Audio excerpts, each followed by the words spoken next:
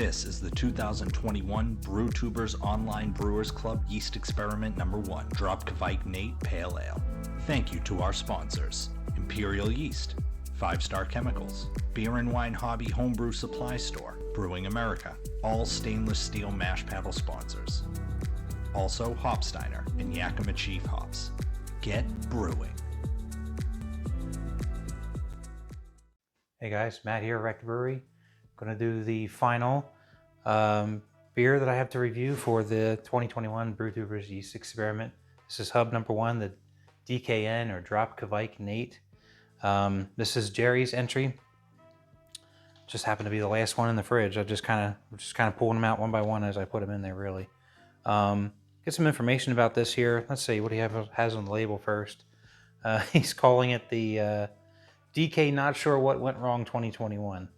I'm trying to remember back now, and maybe it's for the better that I don't remember all the specifics that he was talking about. I know he was not very pleased with how this turned out, and I don't remember why. So I don't know if it was something that went on with his practice of brewing that day, or if it was something that happened in fermentation or bottling. I don't remember where in the process that he thought it broke down. It'd be interesting to hear, Jerry, if you're watching this, if you want to comment, just curious, but just so we have an idea. But I guess as I go through it, we can see for ourselves. But he's in Scopa Brewing Company. He has on his label OG of 1045, final gravity of 1014, ABV of 5.788. I don't know, maybe that's what he thought went wrong. It is probably the lowest OG, so maybe just didn't have a good crush on the grains or something. I don't know. He says he brewed it on April the 2nd, kegged it on May the 1st, and bottled it on May the 6th. He used the Hovden Kavike, no cold crash, keg leak issue. Don't video review, but send comments. Okay. Well, I guess I'll decide whether or not I want to post this, but let's see here. So any other information on here? So Hovden. Actually, there's a comment that we have on our spreadsheet about this specific yeast, so we'll go ahead and talk about that. It says that Hovden is a culture that provides a nice rounded peach and stone fruit ester profile while having a touch of earthiness to it. Found that it works really well with Denali hops in modern styles. So that comes from the MTF wiki. Limited availability. So yeah, I'm not sure that I've heard of this one myself, but sounds to be really interesting. He used about half a teaspoon or flakes in a 1 liter starter, so he did use a starter with this. Did a 5 1/4 gallon batch. He kegged it on 430.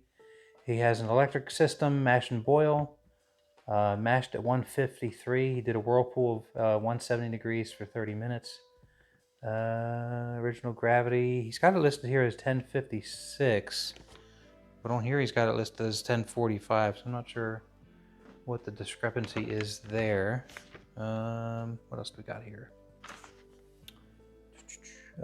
Final serving pH was 4.6, so it's one of the higher ones. I think Wally's and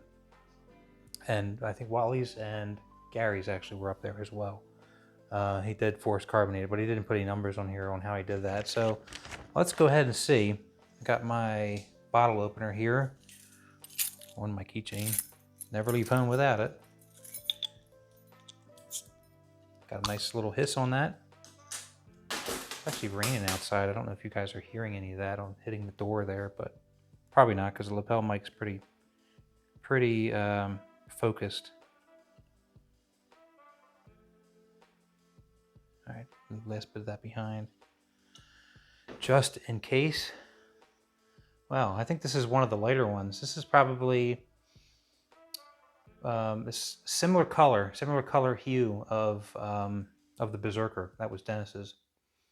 I think Dennis's was more orange juice like, a lot more sort of cloudy or murky. This one has a little bit more clarity on it. It's still very cloudy though.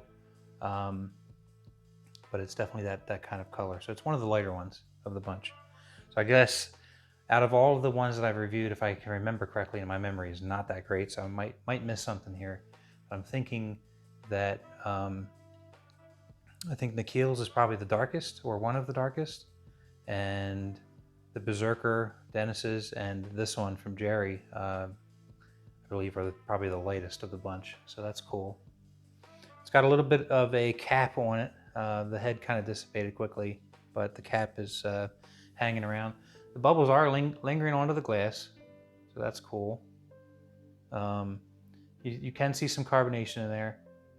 Not a lot. There's a few bubbles.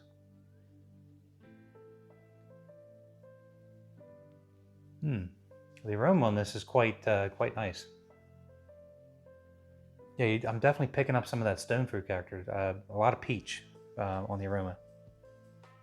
That's really neat. Actually, too, I'm also picking up that bubble gum, that juicy fruit. Got a little bit. That juicy fruit that you can kind of get from the hops from the El Dorado and the Galaxy. Yeah, that's very nice. It's got a nice sweet aroma to it. All right, let's check it out. Cheers.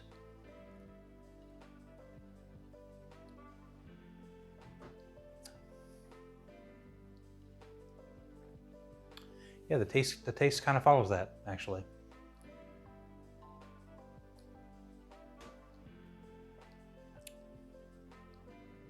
Definitely getting some of that same character in the taste.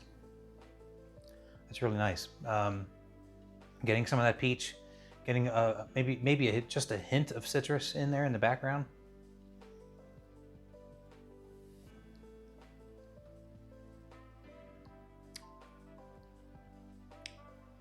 But I'm getting some of that bubblegum character actually in the taste. That's really neat, really cool. Definitely picking up that peach, definitely picking up that some of that stone fruit character.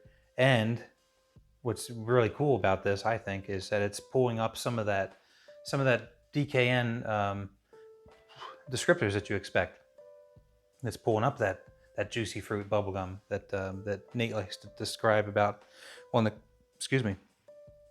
control. So, and yeah, even though I said that it didn't look like it was well carbonated with the bubbles, it's pretty carbonated. It's pretty good.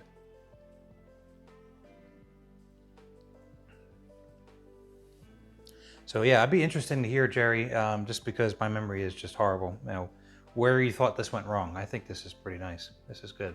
This is different.